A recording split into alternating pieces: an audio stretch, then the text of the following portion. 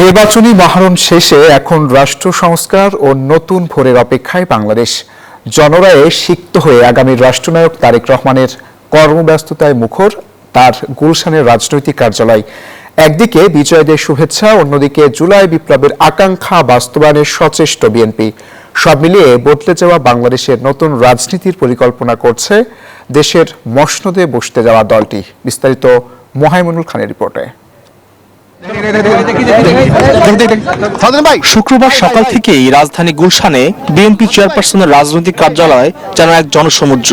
দীর্ঘ প্রতীক্ষার পর বিজয়ের স্বাদ নিতে নেতাকর্মীদের ঢল নামে আগামী প্রধানমন্ত্রী তারেক রহমানের সান্নিধ্যে আসতে। কর্মব্যস্ত সময়ের প্রতিটি মুহূর্তেই তিনি আঁকছেন আগামী সমৃদ্ধ বাংলাদেশের মানচিত্র। এদিন শাহজালাল আন্তর্জাতিক বিমানবন্দর থেকে নেমেই দলের চেয়ারম্যানের কার্যালয়ে উপস্থিত হন বিএনপি মহাসচিব মির্জা ফখরুল ইসলাম আলমগীর। হবু প্রধানমন্ত্রীকে জানান ফুলেল শুভেচ্ছা।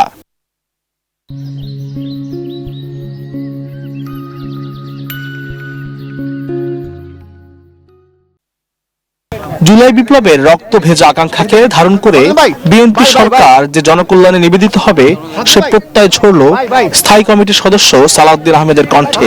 তিনি মনে করেন এবারের সংসদ হবে স্বাধীনতার পর সবচেয়ে গতিশীল এবং জনস্বার্থ রক্ষাকারী আইন প্রণয়নের সূতিকাগার। বাংলাদেশের এই জাতীয় সংসদ স্বাধীনতার পরে সবচাইতে বেশি আইন প্রণয়নকারী জাতীয় সংসদ হবে এবং সংবিধান সংশোধন করবে। বিএনপির প্রতি জনগণের যে অগাধ আস্থা তারই প্রতিফলন এই বিপুল বিজয় বলে মনে করছেন দলটির নেতারা। তাই জনগণের প্রত্যাশা পূরণে দিনরাত কাজ করার প্রতিজ্ঞা তাদের। জনগণ আমাদেরকে নির্বাচিত করেছে, কারণ জনগণ দীর্ঘদিন দেখেছে, দীর্ঘ 17 বছর আমরা জনগণের অধিকার আদায়ের জন্য, গণতন্ত্র পুনরুদ্ধারের জন্য এবং ভোটাধিকারের জন্য লড়াই করেছে। জনগণের এই রায়কে নিছক জয় নয় বরং গণতন্ত্রের পুনর্জন্ম হিসেবে দেখছেন দলের নীতি নির্ধারকরা। দলটির নেতৃবৃন্দ বলছেন মানুষের এই আস্থার প্রতিদান দেওয়া হবে কাজের মাধ্যমে। জনগণের যে আস্থা, সমর্থন এবং ভালোবাসা আমাদের নেতা জনাব তারেক রহমান পেয়েছেন, ইনশাআল্লাহ ভবিষ্যতে একজন প্রধানমন্ত্রী হিসেবে তিনি বাংলাদেশের প্রতিটি মানুষের অধিকার এবং স্বাধীনতা নিশ্চিত করবেন। তবে সবচেয়ে বড় পরিবর্তনের সুর বাজছে বাংলাদেশের পররাষ্ট্রনীতিতে। কোনো বিশেষ দেশ নয় বরং সার্বভৌমত্ব আর জাতীয় স্বার্থই হবে বাংলাদেশের সম্পর্কের মূল মাপকাঠি।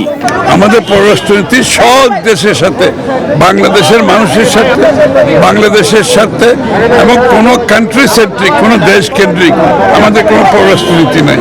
এ সময় এই শীর্ষ নেতা আরও বলেন গণতন্ত্রকে টেকসই করতে রাজনৈতিক শিষ্টাচার হবে তাদের মূল ভিত্তি।